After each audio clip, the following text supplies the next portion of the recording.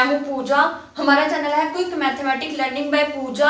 आज मैं आपके लिए क्लास 10th की एनसीईआरटी मैथमेटिक्स की बुक में से चैप्टर नंबर 3 की 3.5 एक्सरसाइज लेके आई हूं। तो चलिए स्टूडेंट करते हैं स्टार्ट। तो चलिए स्टूडेंट 3.5 एक्सरसाइज का फर्स्ट क्वेश्चन देख लेते हैं। Which of the following pair of linear equation has unique solution, no solution और infinitely many solution? In case there is a unique solution, find it by using cross multiplication method। तो इसमें क्या है कि हमें कुछ क्वेश्चन दिए हुए हैं जिनका हमें यूनिक सॉल्यूशन, नो सॉल्यूशन और इन्फिनिटी मैनी सॉल्यूशन देखना है। तो जिसका यूनिक सॉल्यूशन होगा उसको हमें क्रॉस मल्टीप्लिकेशन मेथड से सोल्व करना है। तो इसमें फर्स्ट क्वेश्चन देख लेते हैं। फर्स्ट क्वेश्चन है x minus 3y minus 3 is equal to 0, 3x minus 9y minus 2 is equal to 0। तो सबसे पहले तो हम ये देख लेते हैं कि हमारे पास नो सॉल्यूशन, यूनिक सॉल्यूशन और इन्फिनिटी मैनी सॉल्यूशन आते कब है। तो यहाँ पे अगर हमें दिया a1 by a2 is equal to b1 by b2 is equal to c1 by c2, या a1 by a2 b1 by b2 c1 by c2 इसमें तीनों इक्वल होंगे, या फिर a1 by a2 equal to b1 by b2 not equal to c1 by c2। ये हमारे पास तीन equals होते हैं, या तो तीनों इक्वल या तीनों अनइक्वल या फिर एक इक्वल एक अनइक्वल। तो इसमें क्या होगा, ये अगर हमारे तीनों अनइक्वल होते ये होते हैं हमारी इंटरसेक्टिंग लाइंस, जिसका हमारे पास होता है unique solution.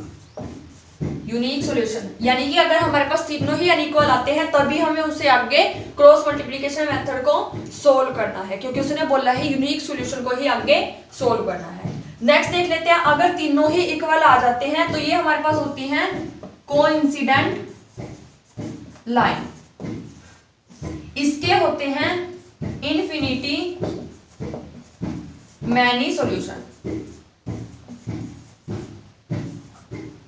Infinity many solution होते हैं। अगर फर्स्ट टू इक्वल आ जाते हैं, थर्ड अनइक्वल आता है, तो ये हमारा होता है पैरेलल लाइन, और पैरेलल लाइन के होते हैं नो सॉल्यूशन। तो इसका हमारे पास कोई सॉल्यूशन नहीं होता।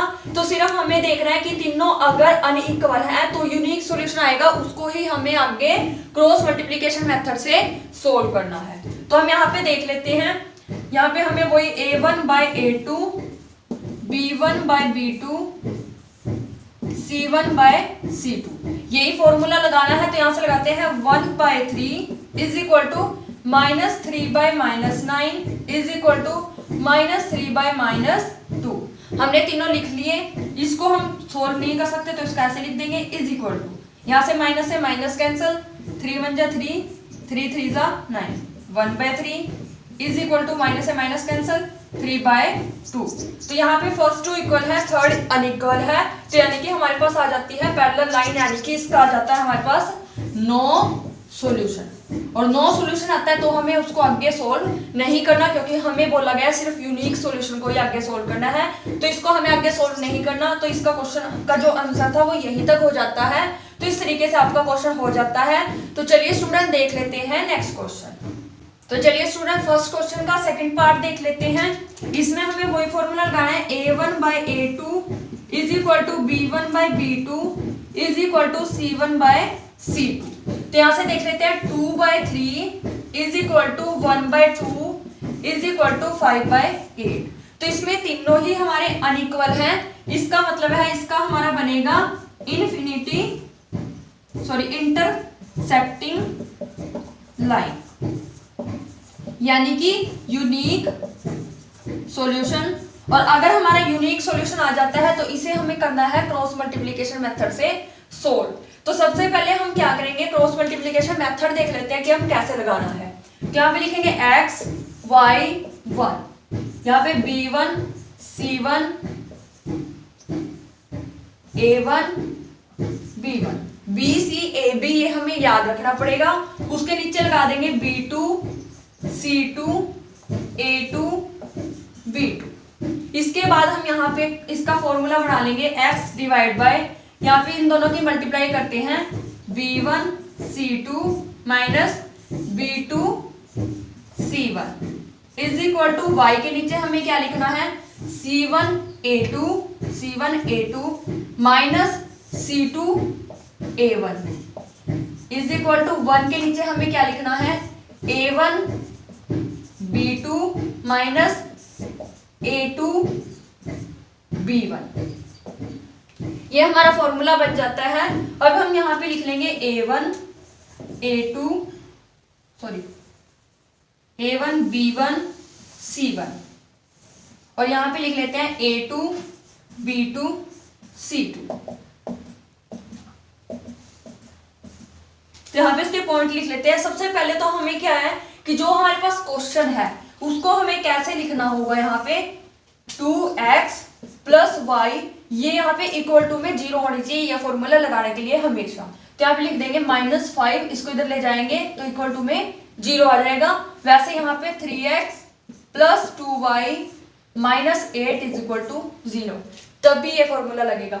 अगर हम ये ऐसा नहीं करते, इक्वल टू को इधर ही लेते हैं, मतलब इसको C1 इसको C2 मानते हैं, तो हमें यहाँ पे माइनस लगाना पड़ेगा। सिर्फ ये चीज याद रखनी है कि या तो इक्वल टू में 0 होना चाहिए फिर तो यहाँ 1 आएगा, अगर इक्वल टू में 0 नहीं है तो यहाँ -1 आएगा। तो हमने तो इक्वल टू में 0 बना लिया तो वहां पे हम 1 ही रखेंगे। तो यहाँ से देख लेते हैं, A1 हमारा 2 है, B1 1 है, C1 -5 है। तो यहाँ से A2 हमारा 3 है, B2 हमारा 2 है और C2 हमारा -8 है। तो इन सारे पॉइंट्स को हमें इस फॉर्मूले में पुट करना है। तो एक बार इसको इरेज कर देते हैं, उसके बाद करते हैं। तो इन सभी वैल्यूज को फॉर्मूले में पुट कर देते हैं। यहाँ पे लिखते हैं x डिवाइड बाय, यहाँ पे है B1 हमारे पास है 1 इंटू C2 है -8, माइनस वाला जो भी उसको ब्रैकेट में लिख देना है, माइनस B2 कितना है 2 मल्टीप्लाई, यहाँ पे है C1 है -5 is equal to y divide by C1 हमारा कितना है -5 मल्टीप्लाई A2 कितना है 3 माइनस C2 कितना है -8 मल्टीप्लाई A2 कितना है 2 is equal to 1 bye A1 कितना है 2, B2 कितना है 2 माइनस A2 कितना है 3 मल्टीप्लाई B1 कितना है 1। तो हमने सारी वैल्यूज फॉर्मूले से उठा के यहाँ पे रख ली हैं। तो इसके बाद इसको सोल्व करेंगे। सबसे पहले हमें मल्टीप्लाई सोल्व करनी है, 1 इंटू -8 तो आ जाता है -8, 8 1 जा 8 और माइनस आ जाता है। यहाँ पे माइनस हमारे हो जाते हैं प्लस, 5 2 जा 10 is equal to y divide by, यहाँ पे माइनस है और ये प्लस का 3 है तो प्लस माइनस होंगे, 5 3 जा 15, यहाँ पे माइनस प्लस हो जाते हैं, 8 2 जा 16 इज इक्वल टू यहाँ पे 1 बाय 2 2 जा 4 माइनस 3 1 जा 3। अब इसको सोल्व कर लेते हैं।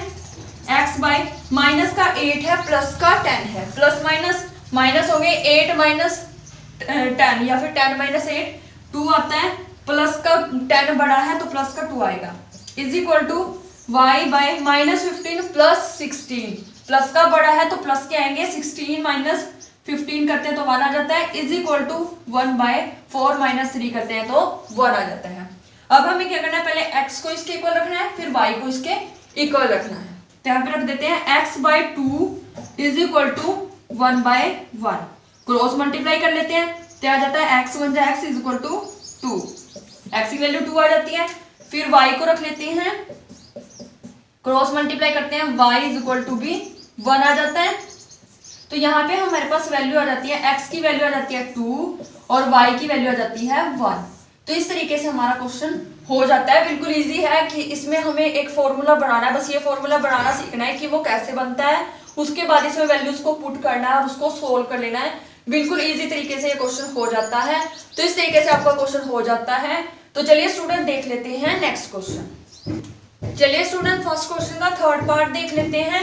इसमें हमें वही फॉर्मूला लगाना है, A1 by A2 B1 by B2 is equal to C1 by C2। इसके अंदर हमें क्या करना है, वही वैल्यू पुट करनी है। 3/6 is equal to -5/-10 is equal to 20/40। अब इसे हम सोल्व करेंगे।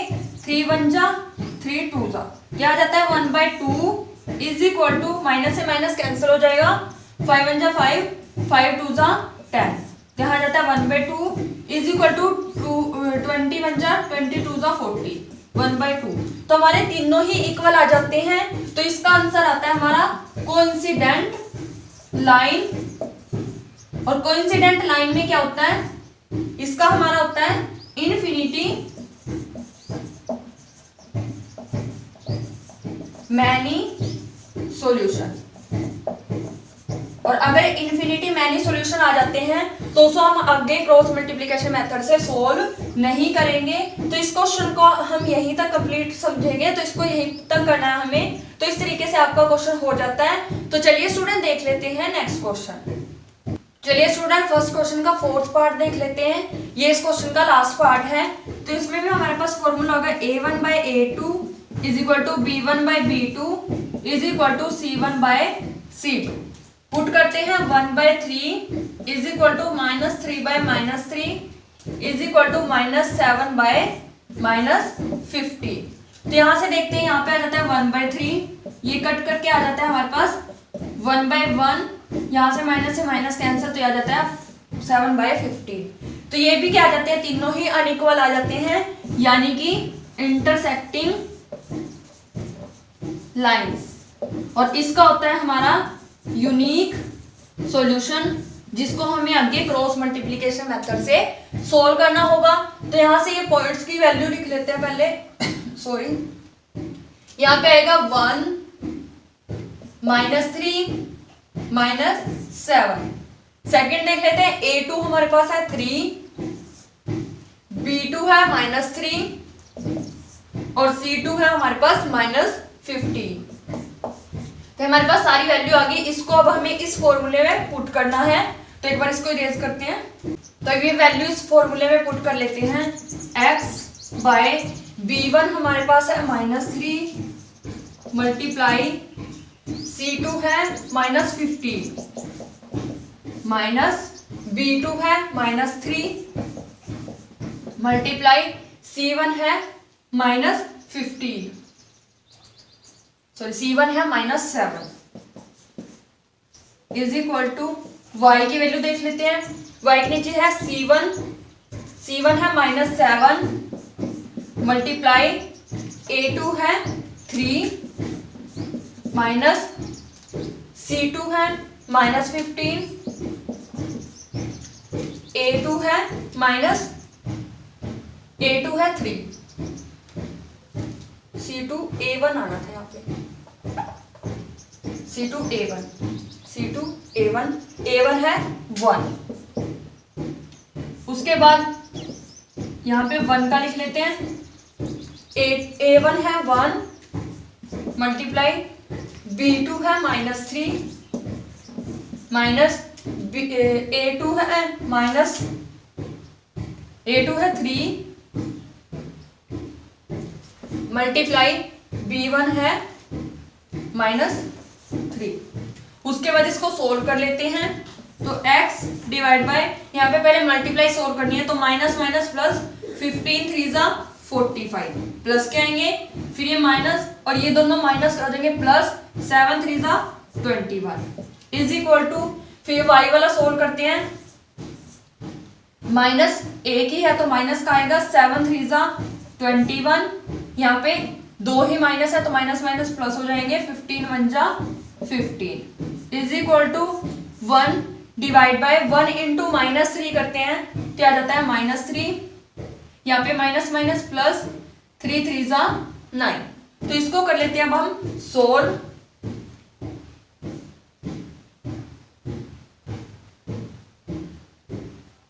सोल्व कर लेते हैं।